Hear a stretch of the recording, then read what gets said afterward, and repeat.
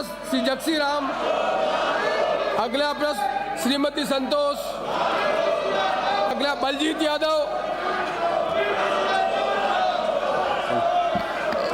अध्यक्ष महोदय, प्रश्न संख्या 97।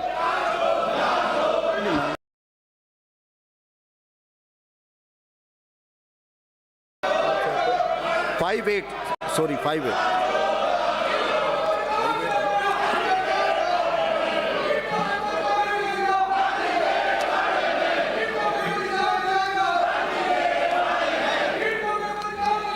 अध्यक्ष महोदय, प्रश्न का खंड 1। प्रदेश में विगत 3 वर्षों में पेपर आउट लीक के कुल 8 प्रकरण दर्ज हुए हैं, जिनका थानेवार विवरण परिशिष्ट ऐप पर संलग्न है। खंड 2।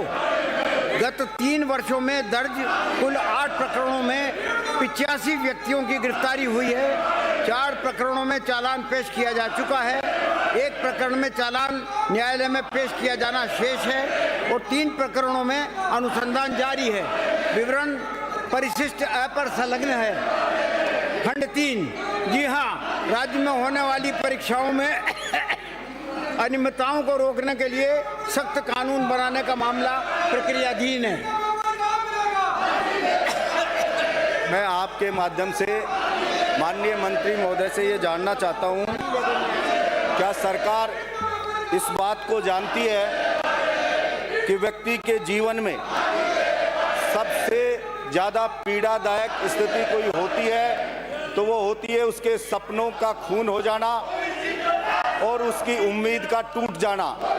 मैं जानना चाहता हूँ, जब एक व्यक्ति का खून करने पे सजाए मौत का प्रावधान है, उस आदमी को फांसी तक की सजा दी जाती है, तो क्या सरकार लाखों बेरोजगारों के सपनों का खून करने वाले पेपर लुटेरों के बारे में ऐसी कोई कड़ी सजा का प्रावधान करना चाहती है, हाँ या ना?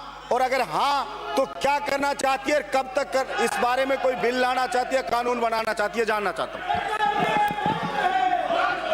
अध्यक्ष महोदय, जहाँ तक सवाल इस बात का है कि इस मामले को रोकने के लिए जो प्रयास किए जाने चाहिए या विधि में कोई परिवर्तन किया जाना चाहिए, तो उसके लिए बिल तैयार किया जा रहा है, जिसमें कड़े प्रावधान किए गए हैं ताकि इस प्रकार की हरकतें, इस प्रकार की अनियमितताएं आगे से जाके ना हो। लेकिन रीट पर हल्ला करने वालों को मैं बताना चाहता हूं कि रीट के पेपर 2 बार आउट हुए हैं, 2016 में और 2018 में, लेकिन वो जांच इन्होंने एसओजी को नहीं दी। सीबीआई की बात करते हैं, एसओजी को भी जांच नहीं दी, थाने वाले जांच कर रहे हैं।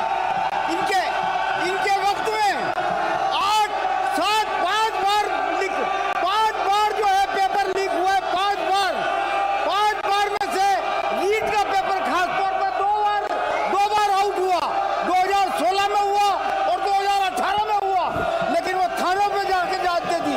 और आज जो है कहते हैं कि साहब सीबीआई से इंक्वायरी करवाओ। अरे एसओजी तक को तो जांच नहीं दे पाई, शर्म आनी चाहिए।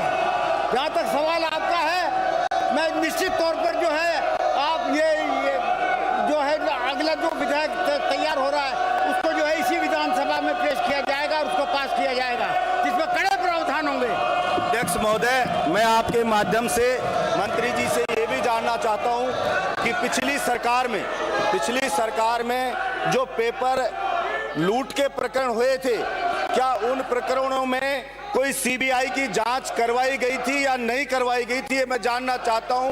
पिछली सरकार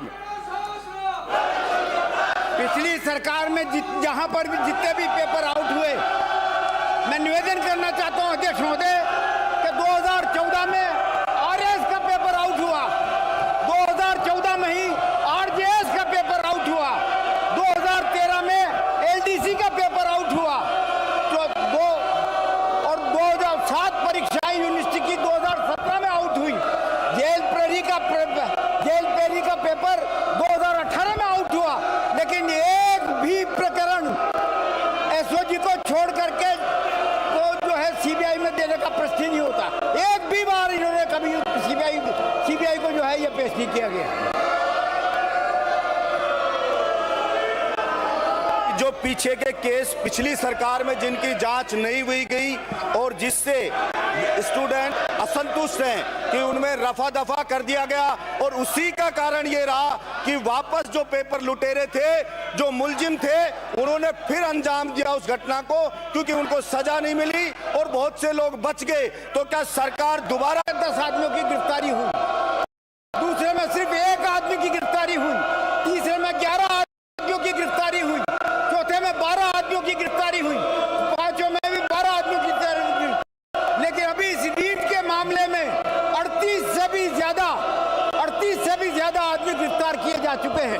जहां तक सवाल इस बात का है कि आपने जो संदेह, माननीय सदस्य ने जो संदेह व्यक्त किया है कि प्रॉपर जांच न होने के कारण ही उन लोगों की हिम्मत बढ़ी और बढ़ने के बाद ही वो रीट, ये जो रीट का जो प्रकरण चल रहा है, इसमें जो है वो लोग शामिल होकर के पेपर आउट किया। निश्चित तौर पर ये संदेह सही है।